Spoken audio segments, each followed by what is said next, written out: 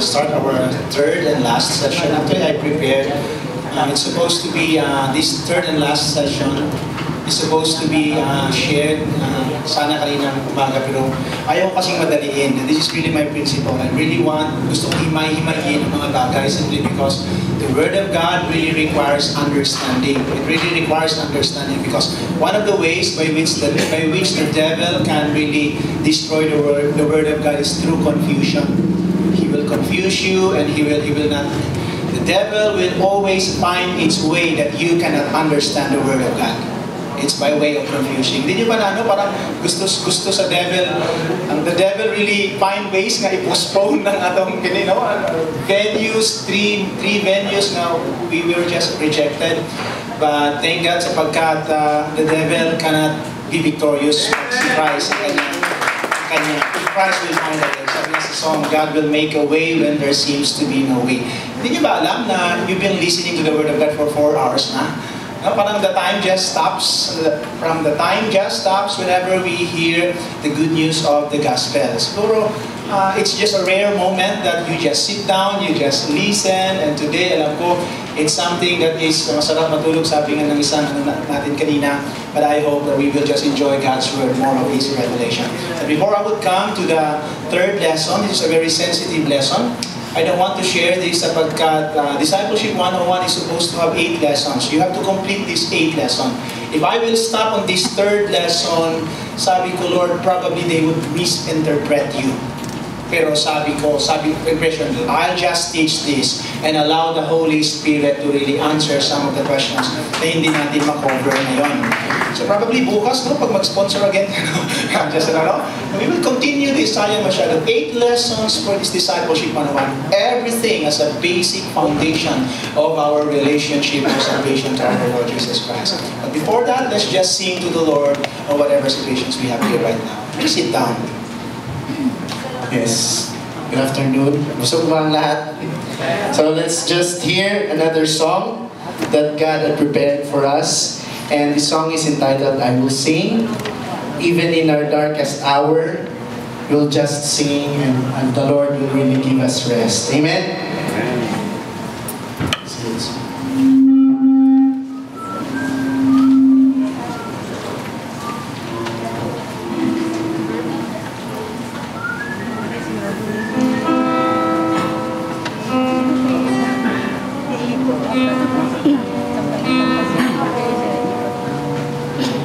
Lord, you seem so far away. I'm in my sorrow. It feels today.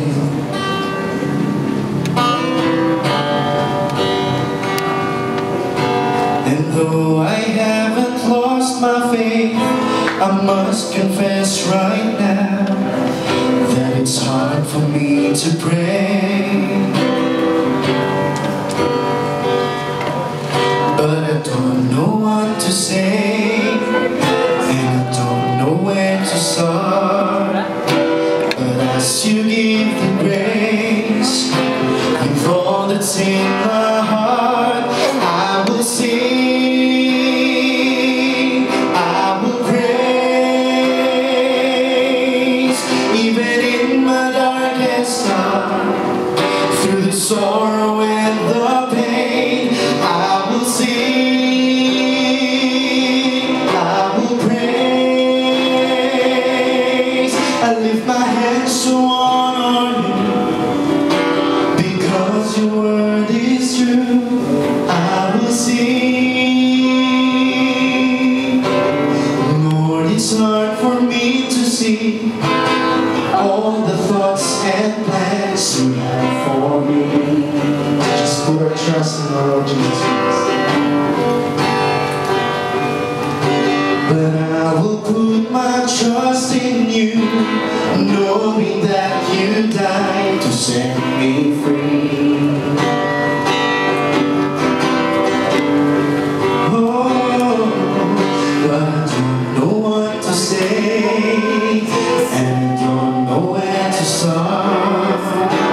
But as you give the grace, with all that's in my heart, I will sing, I will praise.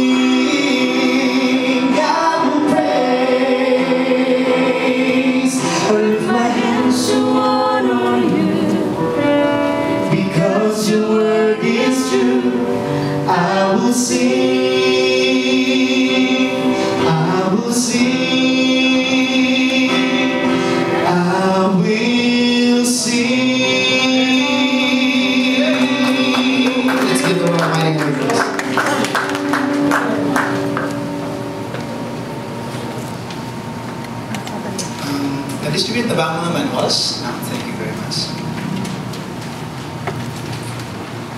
Okay. Let me just review for a while, making sure that somehow we have really understood some of the basic principles, basic thing that the Lord wants us to know. When did your relationship with the Lord started?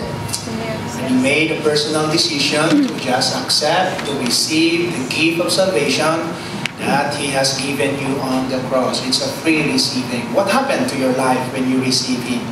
Number one, your name is written in the book of life. That's a wonderful thing, no? So if you die today and somebody would ask you, where will you go if you die today? With peace in your heart and with confidence in your soul, you can just smile to the person and say, I am sure I will go to heaven because I receive Him as my Lord and Savior. I mean, that's just some basic thing, no, that we need to learn. And second, about our second lesson, what can we do so that God will love us more? Nothing. Nothing we can do for Him to love us more. What can we do so that He will love us less? Nothing we can do so that He can love us less. Can we give God a hand of praise because of that? That's a miracle, no? That's a thing that He wants to ask for us to understand. The devil just don't want us to know that. The devil wants to frustrate us. You are not loved. No one loves you. No one cares. Be frustrated. That's the whisper of the devil every day. Wala kang trabaho, maliit sweldo mo, you don't have the right to become happy and everything. I tell you, that's a deception. But every time you go back, I know the Word of God. I know the truth. I know God's declaration in my life. Devil, shut up. It's only your learning Christ that you can shut up the devil. Because if you don't know those things, you will entertain the devil. Oh God, no, andun, magmukmuk ka sa kwarto mo and everything simply because you are listening to the deception, to the craftiness of the serpent that will always wants to put you down. Paningkamot ka, kaya dira ka sa iyong pagpaningkamot, dira ka makakitag success sa kinabuhi. Pero nahurot na lang, na senior citizen na lang kas pagpaningkamot, wa, ihapon na human, ang imong pagpaningkamot sa kinabuhi. And you know that. And I don't want us to realize that that we are already at the end part of our life, that we realize, Lord, I'm really nothing. I don't want us to realize when we are on our deathbed, no, Lord, I'm really nothing, Lord. Lahat ng mga pinagmamalaki ko. I have a classmate, no? I have a classmate na hinahanap ko. Hindi ko mahanap, saan ba itong classmate na ito? Barkada ko, hindi ko mahanap for many years. And then just one day, nagsipot siya diri sa kuwaya kong ibisita. And you know, pagsipot niya, na siya'y kutsi nga wala pa yung plate number. Mo dahil nagtago siya, siguro simply because he don't want to show that he has not achieved something. Sapagkat akala natin, achievement is all about what we attain, what we acquire. We are so person today, even sa time natin ngayon, we are so obsessed of what we will acquire. Sobra sa kadaghan sa atong acquire, nakalimtan natin ang pinaka-importante, that we will acquire life. We will receive the life of the Lord Jesus Christ. Diba? Busy na mga tao and ask them, did you receive Christ as your personal Lord and Savior? Tell them, they don't know that. They don't know that basic teaching of the Scripture. Go to the mall, you see hundreds of people. Ask one person, did you receive Christ? What is that? Do you believe in the Bible? Yes. Have you received Christ? What is that? Look at this deception. Almost all of the Filipino believe in the Bible. By lips, but not by reality. Di ba? Alam natin yan. I believe in the Bible. Do you believe that the Bible is the Word of God? Yes, I believe. Have you received Christ as your personal? Ano ba yan? It's only now that the Lord is beginning to open His Word and to open Himself. It's not just opening the Bible, but when we open the Bible, we see Christ.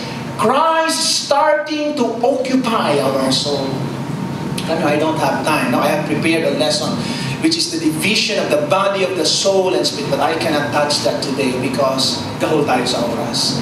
And besides that, it's okay. Sapagkat the Lord will be finding, nakahanap na ang Panginoon upang mag-gather tayo ngayon. God will be finding another ways upang hindi lang ito magiging katapusan natin. All the networks and the stations of General Santos City will have a regular gathering with no other reason but just to learn Christ. Imagine that. It's not about religion. It's not about doctrine. moment, it's not about everything. We come here with no other reason just to, I just want to learn Christ is my life, Pastor Dam. So come here, let's gather together. Let's not ask each other, anong religion mo? Ano? No, it's not the issue anymore. My friend, malapit na pong bumalik at darating si Lord. You know, in God, there is no division. You know that. In God, there's always, the division is always coming from the enemy, the devil. And you know, the Lord is united. It's the work of the Lord. And the managers know this. How? Yung sa nila, ipaglibog-libog sila. Asa mo dali ka? Post mo, nakaduglog. Post mo na lang siguro ni Pastor Tam. But you know, the Lord has brought us here. In Imukatapan, it's not an accident that you are here. The Holy Spirit just brought us here. So now, let's be ready. No? Fasten your seatbelt. Because today we will understand the depths of God's forgiveness. I know we are facing issues of sins every day. No?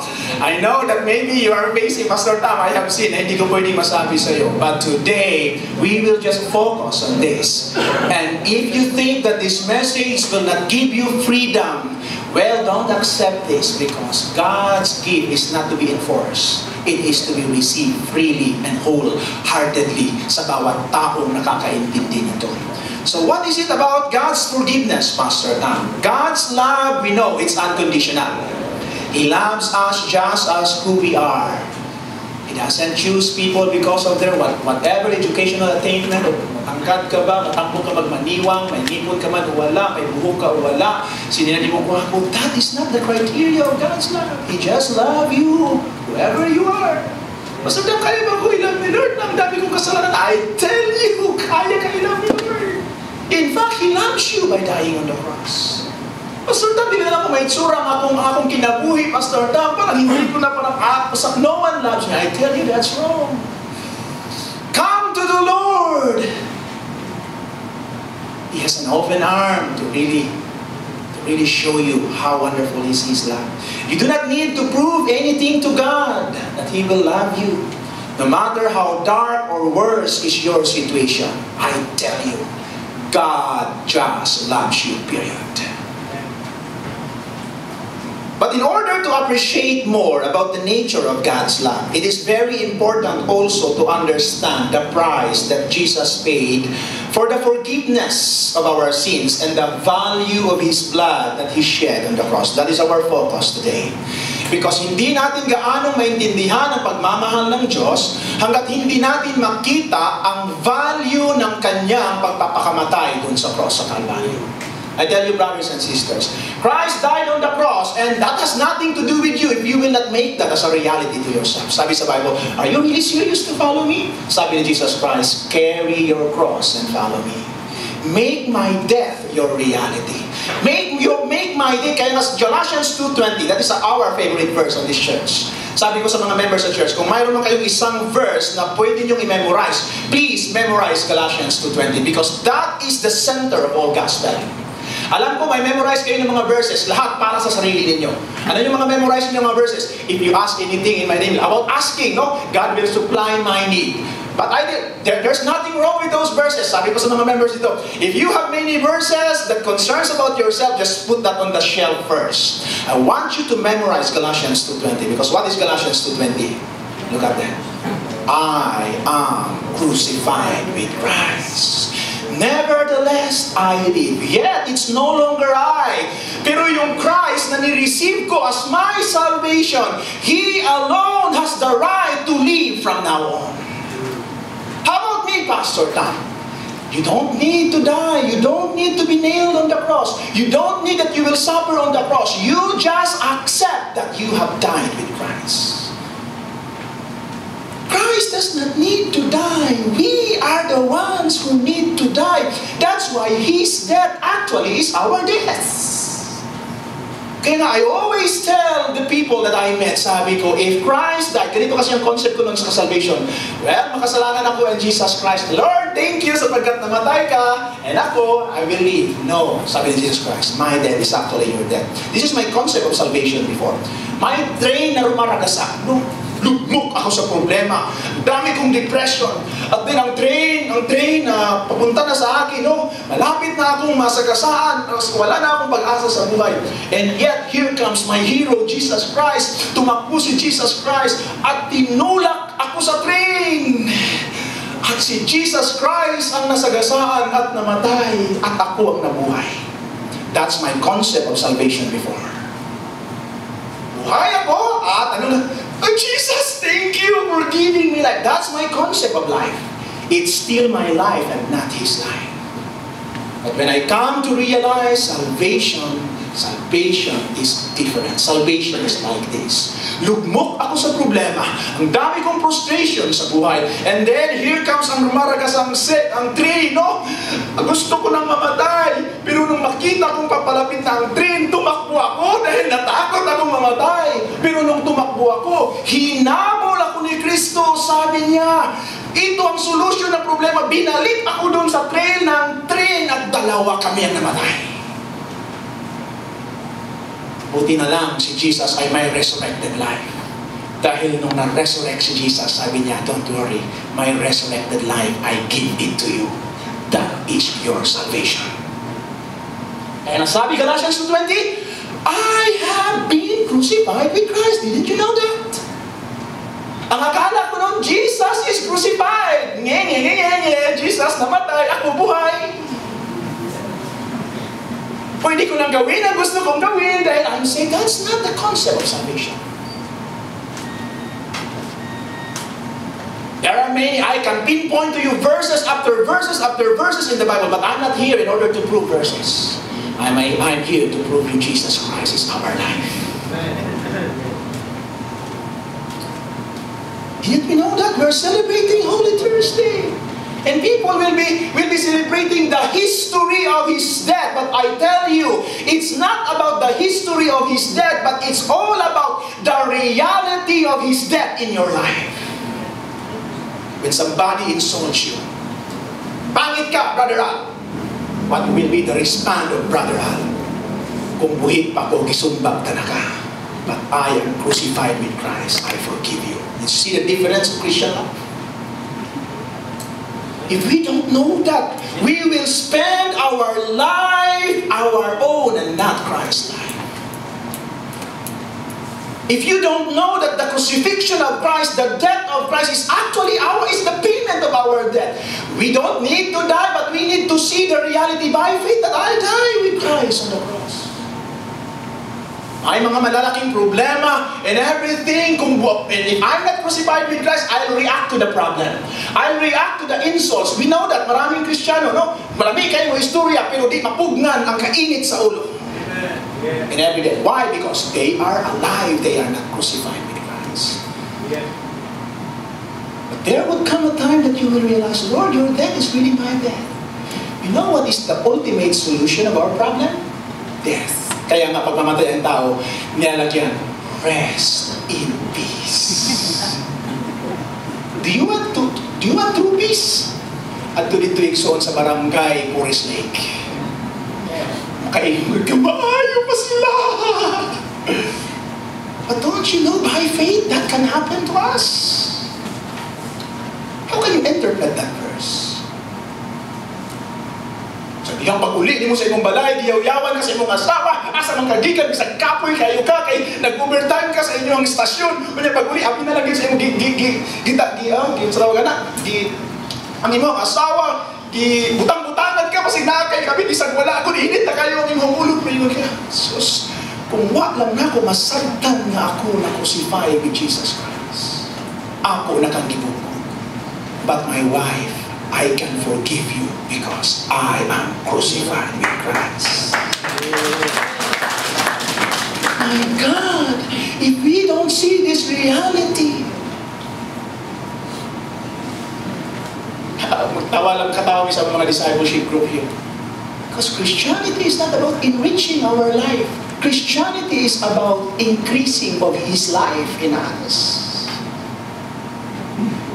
I hope that that we get it. I know I'm speaking something subject about the school of Christ. And this is a different lesson. Pero ako lang i-insert pagkat tatlong lesson naman kasi ako. Bitin ako whenever I speak. I want to speak all the truth, but the gospel is so huge. Ang School of Christ dito sa church, attended by many pastors, attended by many religions. We just come here every Thursday, learning Christ. But we have canceled that schedule because of the busy schedule sa bakasyon. Probably we will resume on May. Say, Pastor Tam, kailan matapos yung School of Christ? It's a lifetime journey learning Christ.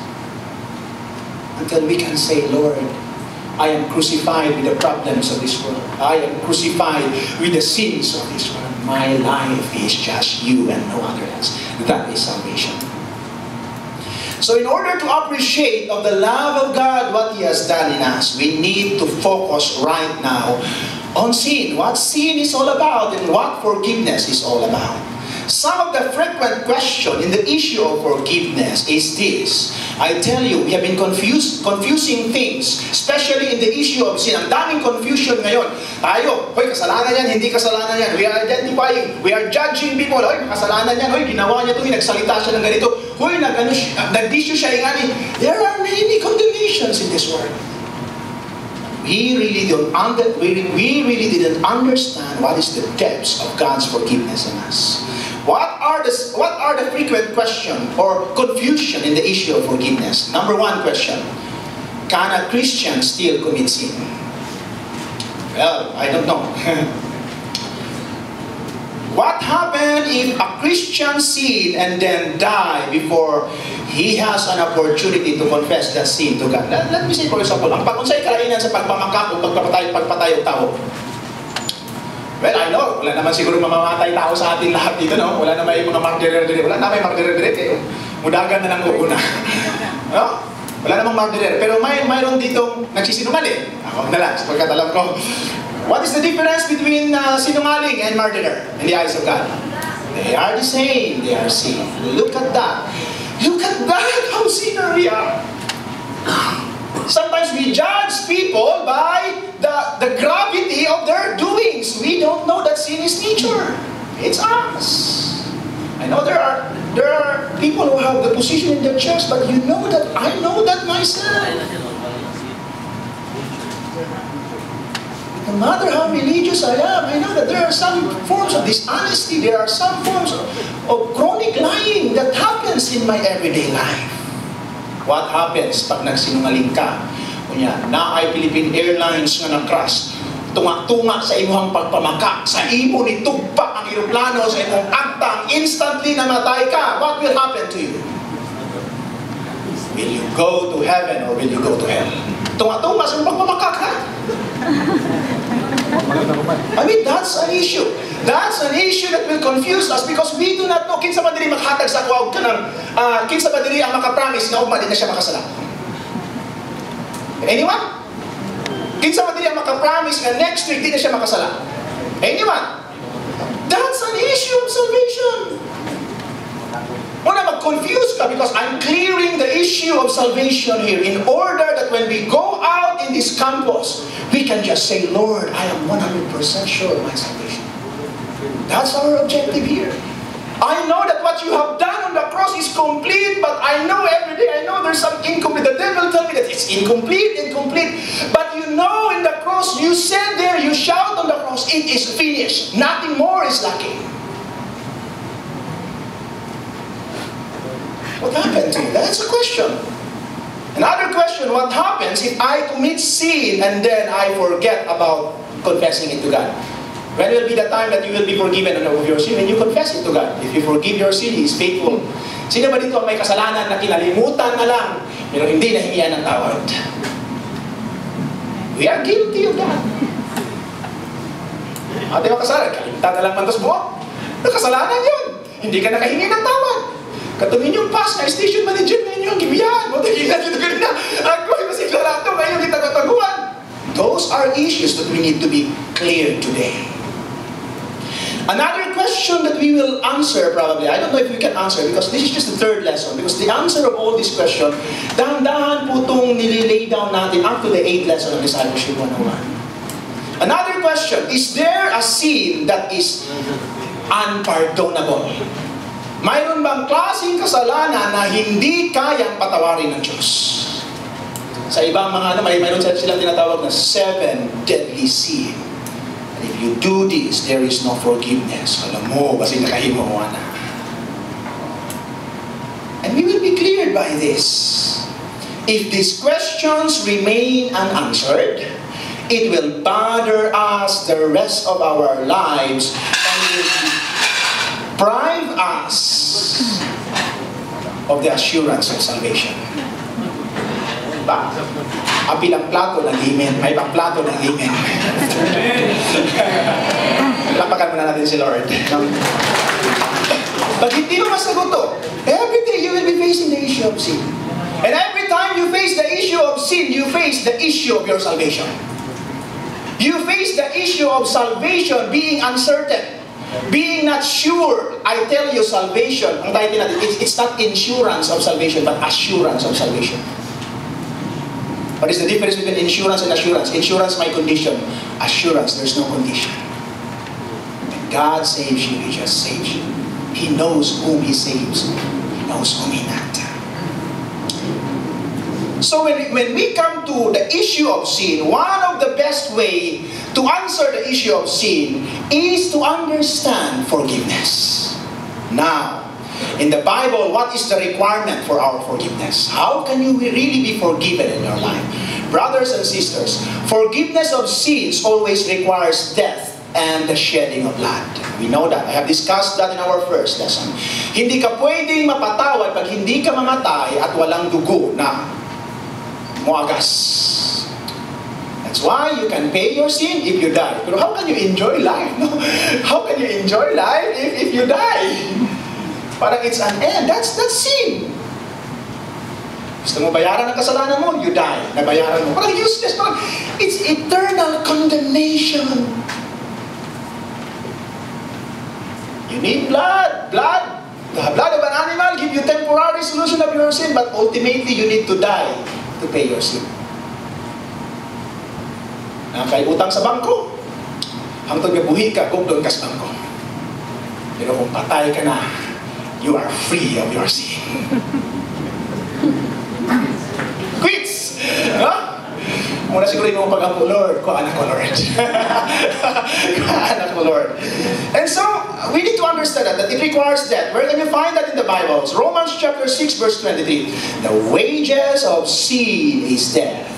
Why does it require the shedding of blood? Hebrews 9:22. Without the shedding of blood, there is no forgiveness of sins. I tell you, what is the price for our forgiveness?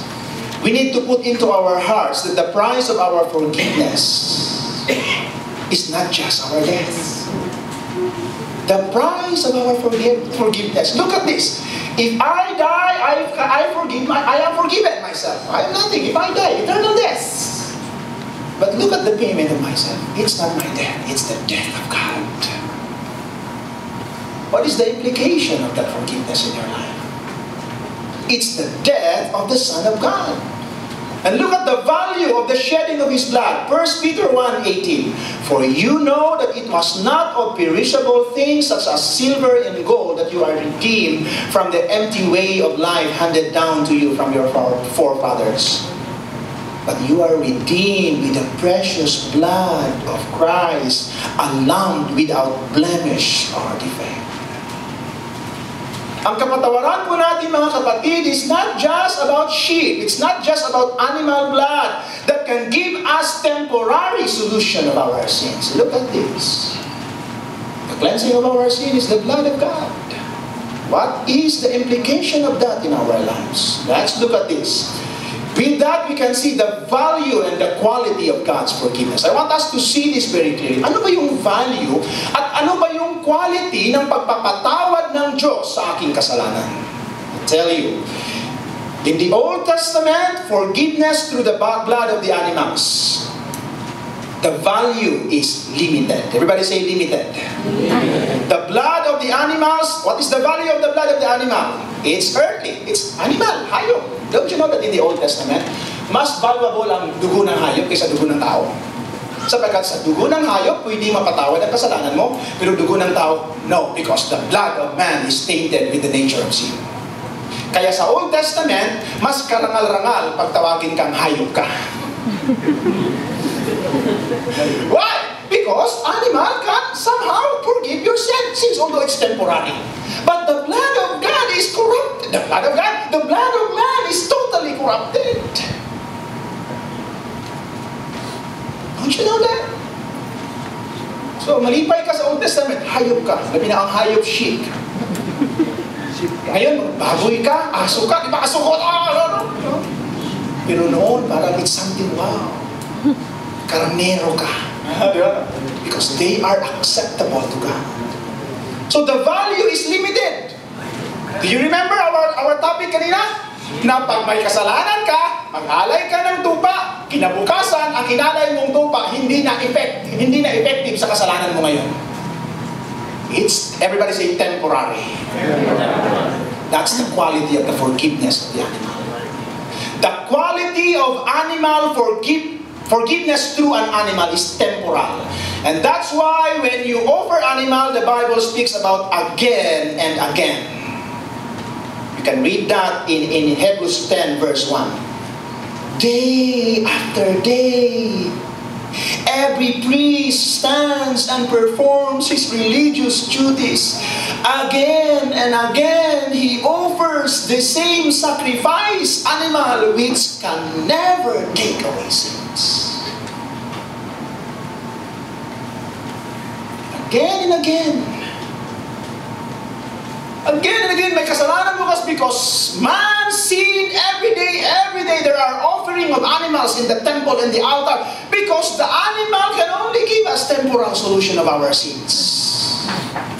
But look at verse 12. Look at verse 12. But when these priests, which is Jesus Christ, had offered for all time one sacrifice for sins, He sat down at the right hand of God because by one sacrifice, everybody say one sacrifice, He has made perfect forever. Everybody say forever. Those who are being made holy.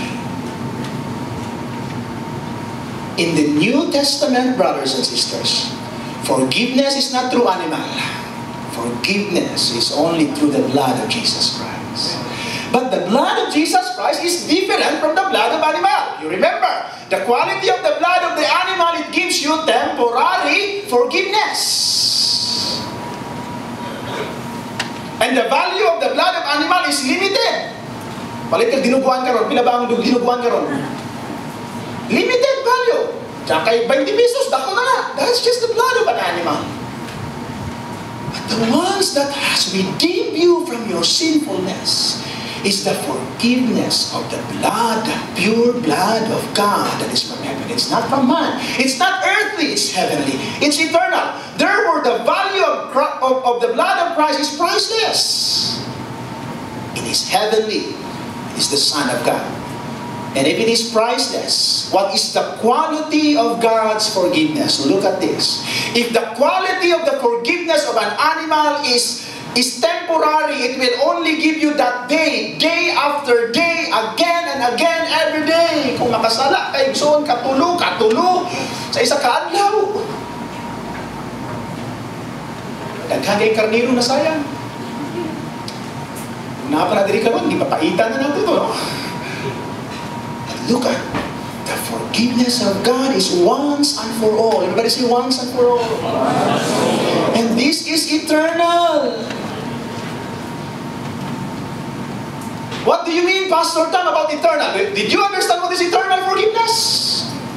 Do you understand what is eternal? Do you understand what is forgiveness that takes effect once and for all?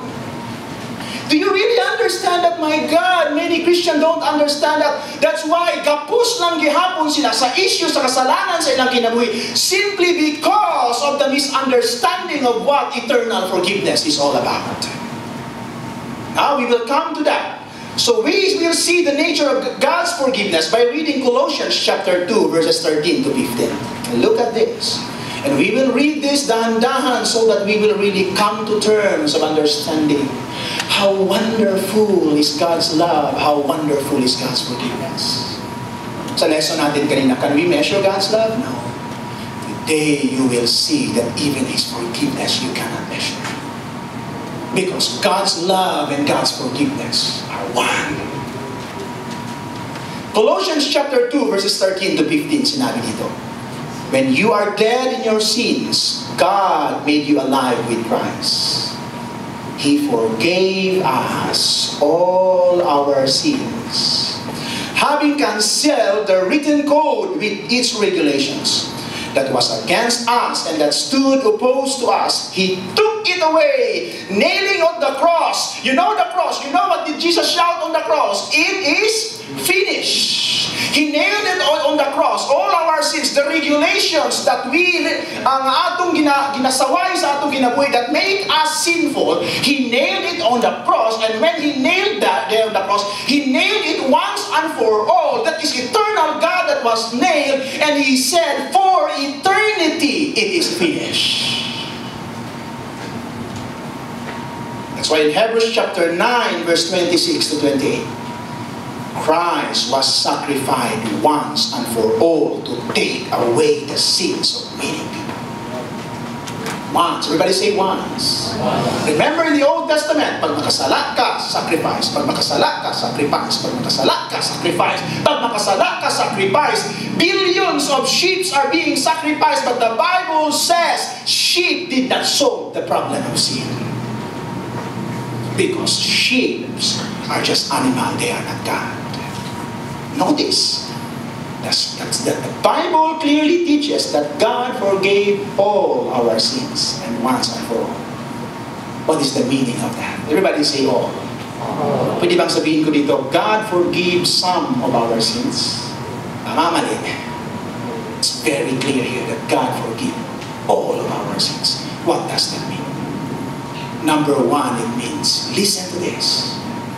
When the Bible declares eternal forgiveness, when the Bible declares that it is finished on the cross, when the Bible declares that it is just once and for all, it means that the sins, all of the sins that you committed before you have your relationship with Jesus Christ are all erased and forgiven. That's the meaning, number one meaning. When did you accept Christ as your personal Savior? Kanina. Sa iba sa inyo kanina. Maybe some of you have already accepted it in the past. But from that moment, God doesn't care who you are in the past. Ako'y teaching na nadunggan nila dito daw sa langit o sa diyang matubang ka sa trono sa Ginoo na do'y sinisini ng dako ang Ginoo unya ipakita daw kana kanimo ang tanan imong sala kay gihimo. Ingon ko sa akong ay Lord, madto na lang ko sa impyerno kaysa ipakita nimo ako mga sala sa akong kagahapon. Ulang ipakita sa mga parindi katuyo ingana nga akong pagtulunan sa una adunay dakong sinisini ang Dios aron ipakita kung unsa ka kagahapon. But now I know my past is erased by the cross. Why? Because all of my past, whether I committed a grave sin, pinakagrabe nga sala, gamay nga sala, o wamang kahapon nagbuhat og sala, kaya ang kasalanan dili man sa pagbuhat, ang kasalanan sa akong pagkatao by virtue of the death of the cross, and when I accepted Him as my Lord and Savior, it is all erased. He has forgiven all our past sins. Palakpakan natin si Lord. But that is not just the meaning of God's forgiveness. Because past is not eternal. The second meaning of that eternal forgiveness is this. Every sin I committed before coming to know Jesus as my Lord and Savior, and the sins that I committed up to today, up to this point of my Christian, all my present sin, tingali na kay ginahuna nila kalain igsoon, wala ko kabalo. But I tell you, that is also forgiven by Jesus Christ. Whew. It's a once and for all forgiveness. All my past sins are forgiven. All my present sins are forgiven. But that is not eternal.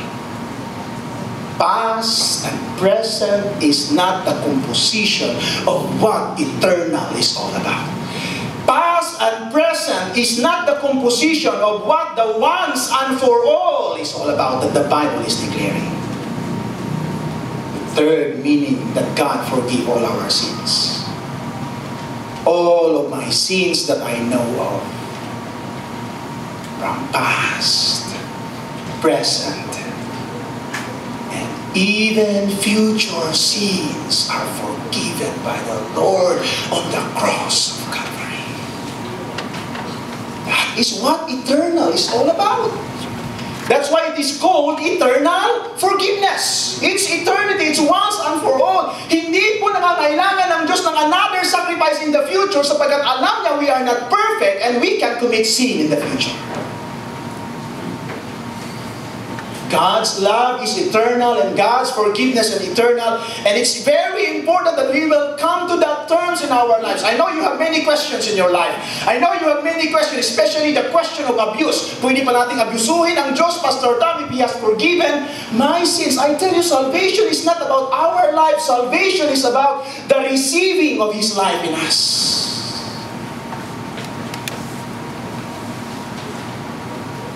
What does that mean to us? We have learned that God just loves us unconditionally.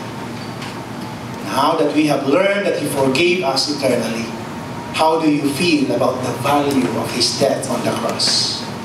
Can anybody separate us from the love of God?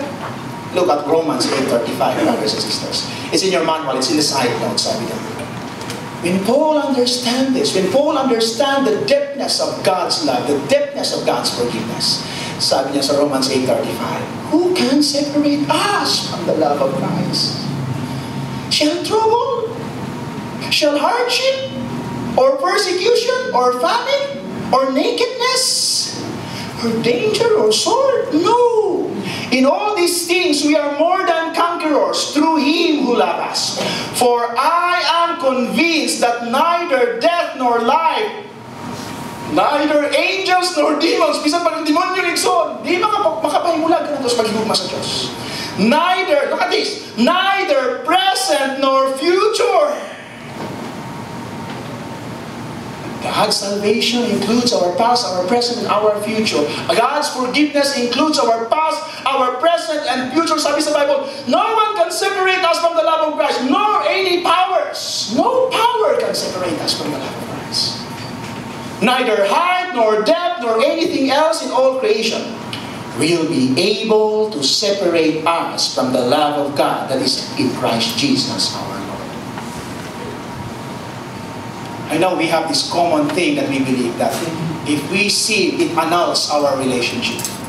Oy, nakasala ka karon, nga ang concept na ko sa una. Lord, anak ko nimo. Tungod kay nakasala ko, dili na pud ko nimo anak, kay nakasala ko Lord. Kinahanglan ko pasaylo. O pagpasaylo ko, anak na pud ko nimo Lord. Unsa dula ng relasyon nato sa Ginoo? That's my concept before. Lord, salamat nimo kung gidawat nimo anak, pero ako'y sala karon Lord, higit ko nimo anak. Naba kay sala, naba kay anak nga nakasala, niya imong giingnan, hoy kay nakasala ka di ka na ako anak.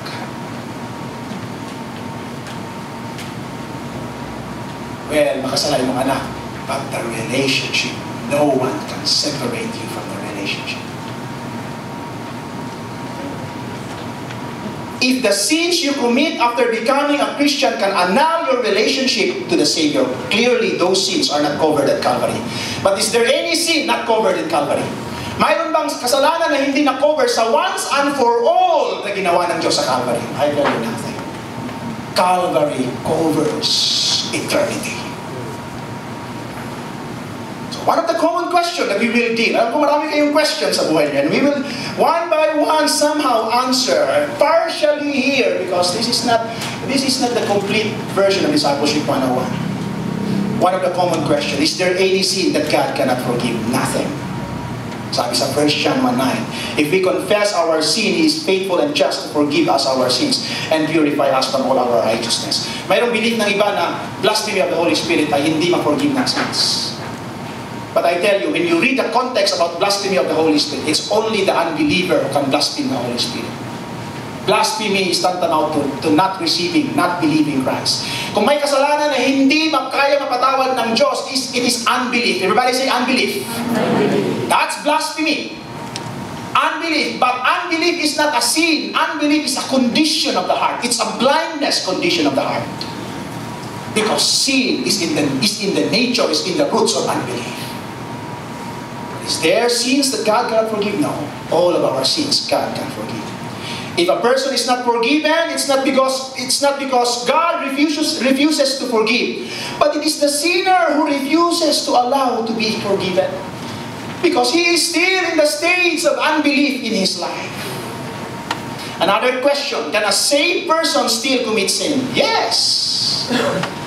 The idea of being saved means that we will be transformed day to day. Transformation day to day meaning we are not perfect. The Holy Spirit requires to transform us. The life that we have received, yun yung magta-transform sa atin. Another question, it's very important that we will focus to this. If a Christian can still commit sin somehow, failures, do we have to keep asking for forgiveness? Kailangan ba, pag magkasala tayo, sabi yung Pastor Tam, pinatawad na tayo past, present, and future. So pag magkasala ko, kinahanglan ba ko mga yung pasaylo pirmi sa akong kasalanan? There are two answers to that question. Number one, positionally, no. Number two, relationally, yes. What do I mean by a positional forgiveness and a relational forgiveness? Pagkat ito ang hindi natin minsan naiintindihan when we come to terms of the forgiveness of the Lord in our lives. What is positional forgiveness? Positional forgiveness is once and for all. What happened to you when you accepted Christ as your personal Lord and Savior? You become the child of God.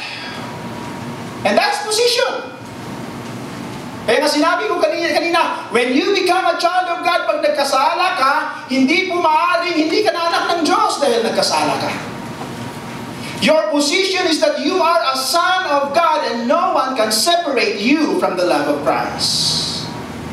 Positional forgiveness is once and for all. It is the reality that when we made a personal relationship, personal decision to accept Christ as our Lord and Savior, we become children of God. That is our position. Our name is written in the book of life. Tingnan mo katawa, you are the son of God and no one can change that. When pag magkasala tayo, hindi po ang forgiven, Lord, gawin mo naman ako ulit, anak. That's positional. You do not understand that on the cross, God made an eternal covenant with you. And that is once and for all. What is the concept of relational? Dito tayo nagkakatalo. Dili ang mga simpiat bilang Kristohano. And on our relational forgiveness, that's why we ask always forgiveness, because we are sinners. The concept of relational forgiveness is based on the fact that when we sin, we offend God and grieve the Holy Spirit. Ephesians chapter 4, verse 30. Every time na magkasala ka, the Holy Spirit is grieved. Asan ang Holy Spirit? Is the Holy Spirit in the altar? Is the Holy Spirit in the church? No, the Holy Spirit lives in you. You are the temple of the Holy Spirit. Saan ka pumunta, kahit magtago ka pa kay pastor, the Holy Spirit is inside you. Anumang maliit na kasalanan, anumang malaking kasalanan, the Holy Spirit knows that, and every time you commit sin, the Holy Spirit is grieved. What happens if the Holy Spirit is grieved? He will convict you. Sometimes when the Holy Spirit is grieved, our relationship with the Holy Spirit is affected. Not our position as son, but our relationship with the Holy Spirit. Was there a time na ang tatay nag-affectahan ang yung relationship sa iyang anak? Yes! Ano mangyari pag magkasala ang kanyang anak? Inon ba sa tatay, oy, gikan karon, dili ka na ako anak. Pero what will happen pag magkasala ang anak sa tatay? Ingon ang tatay, simula ngayon, 1 week kang walang baon. Pero anak pa rin kita. You see the difference between the positional and the relational forgiveness. My dear, we are children of God and nothing can change that reality. Sa usahay, buluyagon kang dako, malami kayo ipakok ng imong ulo sa simento tungkol sa imong pagkabuluyagon, but you are the Son of God, and the Holy Spirit lives in you. Sometimes the Holy Spirit will convict you. Sometimes the work of the Holy Spirit sometimes is to discipline us. Sabi ko sa isang lecture ko dito sa church, how do you know that the Holy Spirit is in you? If you don't have the Holy Spirit in your life, you are not saved. Because ang ni-receive natin is the Spirit of God. Sabi na isa nag-question sa akin, Pastor Tom, how do I know na ang Holy Spirit nasa aking buhay talaga? Sabi ko sa kanila, eto, try mong magkasala. Grabe si Pastor Tom. Ang iba mga pastor sabi na, oh, man, kayo, don't do this, don't do that. Pero sabi ko siya, try mong magkasala. Try mo. At kung pag-uwi mo sa bahay, kusog kayo mong hagok, bisan despite sa iyong kasalanan, nga wala ka, murag why conviction sa Holy Spirit? Uy, mag-isip ka, basig wala ang Holy Spirit sa kong kinabuhi. But every Christian who has the Holy Spirit in his life, try mo magkasala. Pag uli, di mo sa imong balay, maglimbag-limbag ka, dili ka makatulog, kung sa manila akong kinabuhi, sa kung sa hangtod nga, dili ka makapangayog pa sa ilo sa imong kinabuhi. The Holy Spirit will not stop convicting you of your sins because the Holy Spirit is your life. Tungkol na, stick to kayo sa mga members sa church. Magbisita ang mga tao, mga members sa church, nag-confess. Sabi niyo, Pastor Tam, every time magbisita ka, sa karan ako, taguan ako mga sala. Hoy, na si Pastor, taguin, hipusan ng mga ebidensya sa atong mga pagpakasala. Pero paghawa ni Pastor, balik na po, why there is no Holy Spirit? Karon ipasagdan ako ang mga ito. Ito mo kinahanglan bantaya because it's the work of the Holy Spirit. Christianity is life. Christianity is not religion. Ulisin niyo ang balay. Tanaw, kung makasala mo, if there's really the Holy Spirit, that's life, brothers. That's salvation. That is what we are teaching here in our Discipleship 101. Try it. When the moment that was preached in this church, naghilak ni sa member ni Pastor Ta, sa pasa ko mutago, diigid ko biyahan sa Holy Spirit. Ako nang gisurrender na akong tanang kasalanan. That's the result. Every time you commit sin, there is the Holy Spirit grieving in our soul. Salvation is about the receiving of the Holy Spirit. If you do not have the Holy Spirit, there is no salvation, my dear. Bisan pag napulo na nakarelihiyon yung kasundan. You see?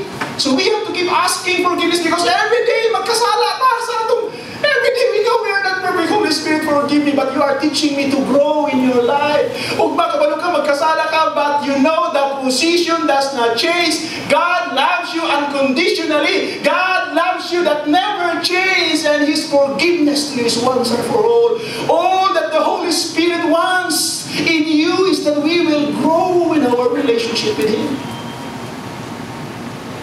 And now, this one of the question about forgiveness, Pastor Tan, pwede din ako abusuhin si Kristo. Pwede din ako abusuhin. Total, ipasaydo naman ko sa Ginoo, past and future. So, try mo abusuhin. Because the Holy Spirit does not only convicts, He also disciplines. Everybody say discipline. That's in the book of Hebrews. Do not despise the discipline of God. Nakoy sa kamigo Igso, nagkasal ko dito somewhere sa Juan, that was probably 3 years ago. Sabi niya, Pastor Tam, I received Christ, pero nagbinagdoy-bagdoy ko. Akong giabuso ang iyang pagpasayo.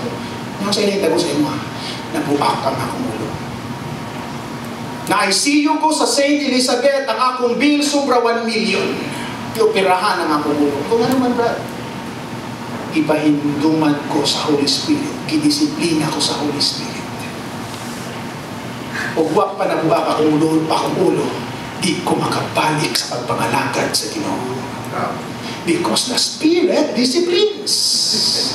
Try abusing God. If you are a Christian, because it's life, my dear. It's not a religion. It's not about doing some obligation that you are saved. The life of God is inside your soul. He will never leave you nor forsake you. You have all the benefits as long as the Spirit is in your soul.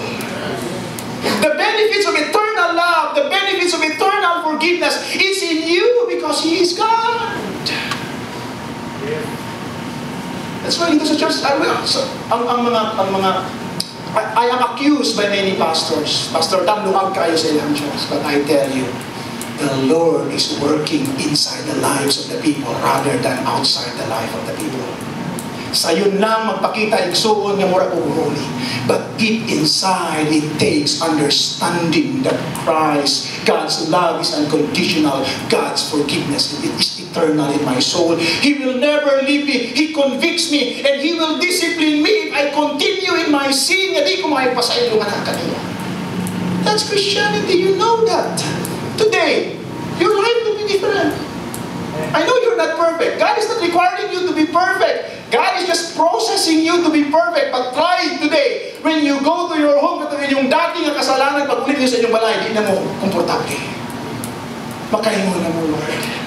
Maglakaw mo sa Diyo. Kung sa makadrapa ka na lakaw-lakaw ka. The Holy Spirit is doing something in my soul. And I have known what Christianity is all about.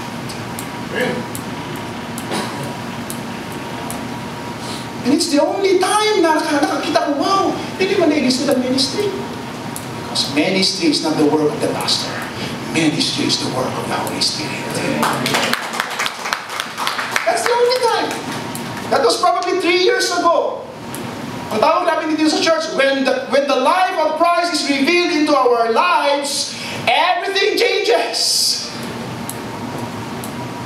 We allow God to work sufficiently into our soul. Brothers and sisters, kung gidawat mo si Kristo, ay mong personal naman luluwas kanina. If that is from your heart, God knows how real is your heart or how kung binuha mong banto. But the moment you've accepted Him, you are a son of God and no one can change that reality. Every day you will commit sin. I know that, but the Holy Spirit, hindi kita tatantanan, sabi ng Holy Spirit. That's the life of a Christian. Matingala na rin yung asawa. Gradually, you are being transformed into the image. Alam pa, una pa, kanapulo ka, masuko sa isang adlaw. Pero karon after 1 month, ganun kawalo na naman. Because I'm improving. Wala ko nang ingon ka when you receive Christ, huwag mamaguna ka. No. But there is that improvement work of the Holy Spirit inside your life. Ang problema, pag humani mo sa retreat, hindi ka napulo, ka nasuko. After 1 month, ka-15 na, hoy, pag-sure, pa di mo madawat ang Holy Spirit sa imong kalagayan. You don't have salvation. You do not understand what Christianity is all about. Wow, these are basic things. We are learning basic things here, brothers and sisters. If there's anything that I would like you to learn, this is not the lessons. We have lessons prepared in our school of Christ that will really break us. And let the life of Christ live inside us. So if I am saved, Pastor Tam, and all of my sins are forgiven, can I abuse God? Can I continue sinning? First, brothers and sisters, for a truly, I put here born again Christian, but born again is not a religion. Born again, we have a topic about this. We will discover that born again is all about our relationship with God. For a truly Christian, continuing to sin is not a concept. The Holy Spirit will never allow us to continue sinning because the Spirit will continue to convict us. Pag wala ka ng conviction, He will discipline you. Pag hindi ka pa rin madisiplina ng Holy Spirit, brothers and sisters, magtanong ka na, baka wala kang Holy Spirit sa buhay mo. So you know this. You know if Christianity is your life or it's your religion. Because today, I'm introducing to you Christianity as life and not a religion.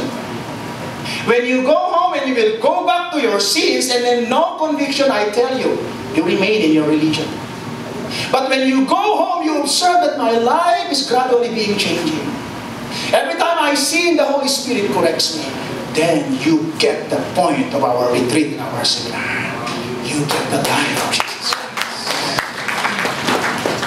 Second, continuing to live sinfully is not an option for a truly Christian person. Because salvation resulted in a completely new nature. Our desire, our life is no longer us. Remember, I'm crucified with Christ.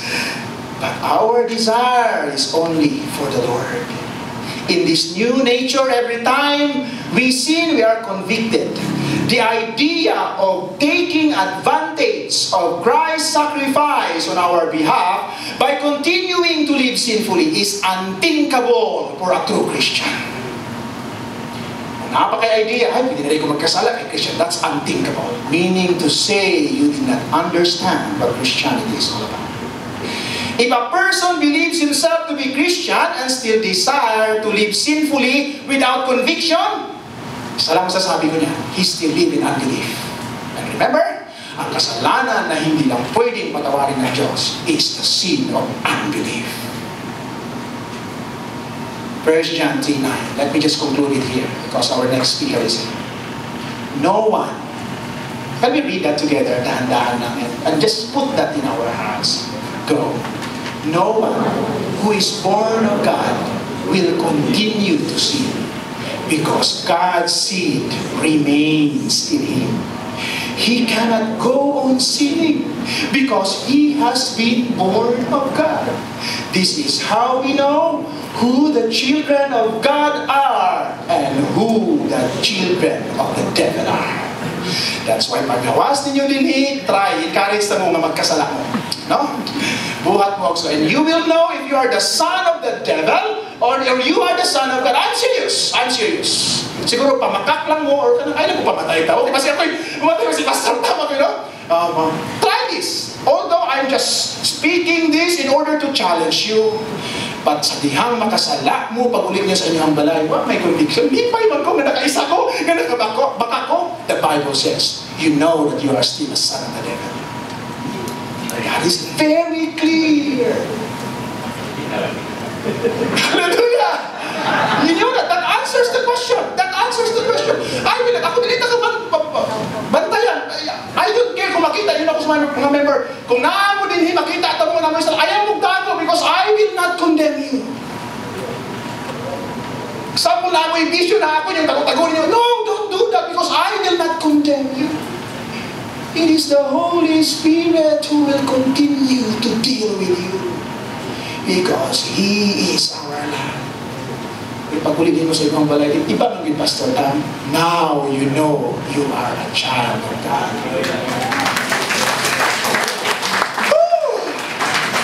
I tell you, we will never be free, liberated people God wants us to be until we begin to realize the radical depths of God's forgiveness in our lives. Sino dito ang anak sa Diyos? Magsabi niyo. Amen. Try niyo mamaya, ha? Try niyo mamaya. Test yourself. Sabi sa Corinthians, test your faith. Whether you are in the right faith or not. Kasi maraming nagkiklaim ngayon, sabi sa Matthew 7:3, many call me Lord, Lord, but I don't know them. Many perform miracles, many preach, prophesy, but I don't know them. The Holy Spirit does not convict them. I tell you, brothers and sisters, 3 lessons. Bitin, no? Gusto niyo, magano ta? Magpadayon ta sa ato. We will complete discipleship 101. But I tell you, brothers and sisters, this is the will of the Lord. We may not, I don't know kailan tayo magkikita ulit. But you are here because God loves you.